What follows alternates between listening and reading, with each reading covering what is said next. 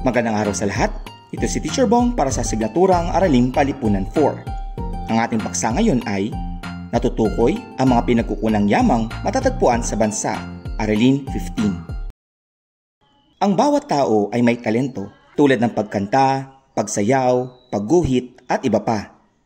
Bagamat ang mga ito ay napagbubuti o nakukuha mula sa pag-iensayo at karanasan, malaking bahagi ng pagtuklas ng mga talentong ito ay ang pagiging likas na katangian ng isang tao. Ang mga likas na yaman ay natural na bagay na matatagpuan sa kapaligiran. Hindi ito kayang gawin ng tao at masasabing biyaya lamang ng Diyos. Likas, natural o sadyang naroon na sa simula pa lamang. Mayroong 6 na likas na yaman kung saan maaaring gamitin upang bumuo ng iba pang bagay o kapakinabangan. Ito ay ang mga yamang tubig, yamang lupa, yamang gubat, yamang mineral, yamang enerhiya, at yamang tao. Yamang tubig. Ang Pilipinas bilang bansang arkipelago ay napalilibutan ng tubig. Sagana tayo sa 2 uri ng katubigan, tubig alat at tubig tabang. Taglayin ng Pilipinas ang lahat ng uri na anyong tubig tabang, gaya ng ilog, sapa, lawa, talon, bukal, at latian.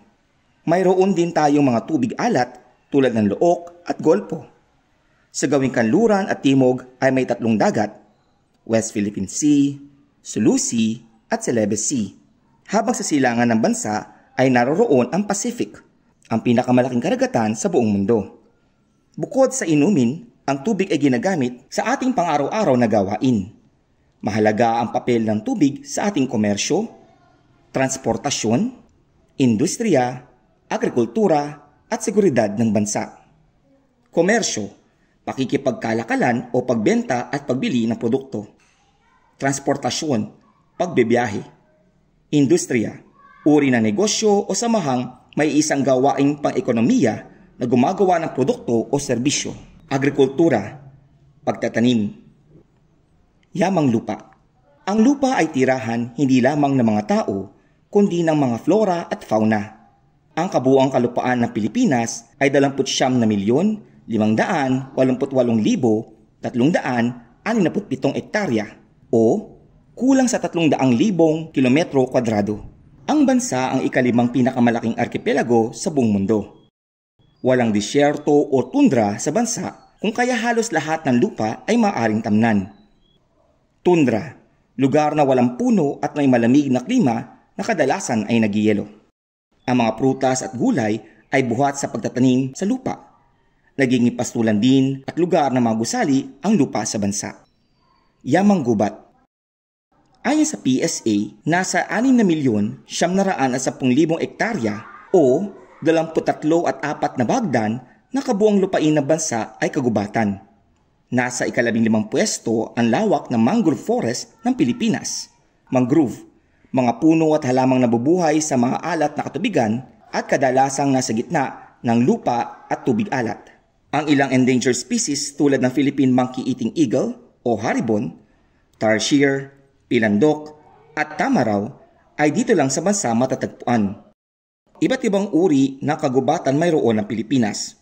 Mayroong mangrove, beech, dipterocarp, molave, pine, montane at mossy forest. Beech forest, kagubatang malapit sa baybay dagat subalit hindi naaabot ng mga alon. Dipterocarp forest, kagubatang binubuo ng mga matataas at matitigas na kahoy na nasa mababang bahagi. Molave forest, kagubatang mayroong malaking bilang ng molave na sikat sa tibay at hindi madaling malusaw at masira ng mga insekto. Pine forest, kagubatang binubuo ng mga pine trees o mga punong ang kanilang mga dahon ay patsok na animoy mga karayom. Montane forest, kagubatang nasa dalisdis ng mga bundok sa malalamig na lugar. Mossy forest, kagubatang nasa matataas na lugar, ang mga puno'y mabababa at napapalibutan ng mga lumot dahil sa hamog. Sa Sierra Madre Mountain Range matatagpuan ang pinakamalaking gubat sa bansa. Mayroon din tayong mga open at cover forest. Open forest, gubat na may puwang at nakakatagos ang liwanag ng araw sa lupa. Cover forest, masukal na gubat na dikit-dikit ang mga puno kaya hindi nakatatagos ang liwanag ng araw sa lupa. Bukod sa tumutulong ang kagubatan sa paglilinis ng hangin, nagsisilbi rin itong tahanan ng mga hayop. Yamang mineral. Namimina sa bansa ang dalawang uri ng mineral, metallic at non-metallic. Ginagamit ang iba't ibang uri ng mineral sa larangan ng siyensya, medisina, teknolohiya, istruktura, at marami pang bagay. Ang Pilipinas ay maraming reserves ng Class A na ginto, tanso, at chromite. Ang Pilipinas rin ang nangungunang exporter ng nickel sa mundo. Yamang enerhiya. Ang kuryente ay isang mahalagang enerhiya sa ating panahon. Ang mga generator ay ang mga kagamitang gumagawa ng kuryente. Ito ay napapaandar ng natural at artificial o kaya renewable or non-renewable resources. Renewable resources mula sa kalikasan at maaaring gamitin na paulit-ulit dahil sila ay napapalitan. Non-renewable resources mula sa kalikasan, subalit kapag nagamit na ay permanente nang mawawala. Ginagamit natin ang langis at coal sa paggawa ng enerhiya. Ito ay mga non-renewable. Ang natural o renewable resources ay tulad ng solar, wind, hydroelectric, at geothermal energy. Dahil sa ating lokasyon, sagana tayo sa init ng araw, mahusay na lugar ito para sa solar energy at dahil maraming hangin na dumadaan sa bansa dala ng Coriolis effect, mainam din ang wind energy. Maraming aktibong bulkan sa bansa na ang singaw ay maaaring gawing geothermal energy. Sa lugar na sagana sa katubigan, maraming pwedeng gawing hydroelectric power plant. Ang lahat ng mga ito ay gumagawa ng malinis na uri ng kuryente. Yamang tao. Ang yamang tao ang may tuturing na pinakamahalagang yaman ng isang bansa. Tao kasi ang may kakayahang gumamit ng lahat ng likas na yamang nabanggit. Ayon sa 2020 census, ang populasyon ng bansa ay 109,035,343. Bata ang populasyon ng Pilipinas. Narito ang datos pagdating sa employment rate, underemployment rate, at unemployment rate ng bansa. Employment. May mga trabaho batay sa kakayahan. Underemployment. Nagtatrabaho ng mas mababa sa kakayahan. Unemployment. Walang trabaho. Nasa average naman na 70% ang basic literacy ng mga Pilipino. Batay sa 2024 Functional Literacy, Education, and Mass Media Survey of LEMS. Inilabas ito noong 30 ng Hunyo 2025. Pagdating sa functional literacy, 78 bahagdan lamang tayo. Sa bawat 10 tao ay may 9 na basic literate at 7 lamang ang functional literate. Basic literacy, kakayahang bumasa at sumulat. Functional literacy, kakayahang bumasa at sumulat ng may pag-unawa. Bilang buod, 6 ang mga likas na yaman. Ang tubig, lupa, gubat, mineral, enerhiya at tao. Ang Pilipinas sa ika-5 sa pinakamalaking archipelago sa mundo. Mayroong tubig alat at tubig tabang sa bansa.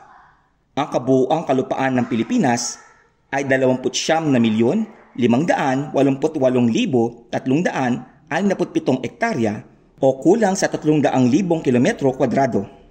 Walang disyerto o tundra sa bansa. Ang Pilipinas ay may 6,910,000 hektarya o 23.4 na bahagdan na kabuong lupain na kagubatan. Nasa ika-15 pwesto tayo pagdating sa lawak ng mangrove forest. Ang mga kagubatang matatagpuan sa bansa ay mangrove, beech, dipterocarp, molave, pine, montane at mossy forest. Ang nickel ang pinakapangunahing mineral na ine-export ng bansa. Mayroon tayong maraming reserves ng Class A na ginto, tanso at chromite. Mainam ang Pilipinas dahil sa kanyang lokasyon para paglagyan ng solar, wind, geothermal at hydroelectric power plants. Ang yamang tao ang pinakamahalagang yaman ng isang bansa. Ayon sa 2020 census, ang Pilipinas ay mayroong 135,343 bilang ng populasyon. Sa bawat 10 Pilipino, 9 sa kanila ay basic literate at 7 ay functional literate. Ang susunod na aralin ay naipaliliwanag ang iba't ibang pakinabang pang-ekonomiko ng mga pinagkukunang yaman ng bansa. Pakiclick ang like, subscribe at notify icons para manatiling updated sa ating mga bagong aralin. Maraming salamat sa iyong pakikinig. Ako si Teacher Bong na nagsasabing, learning is fun and for everyone. Hanggang sa muli!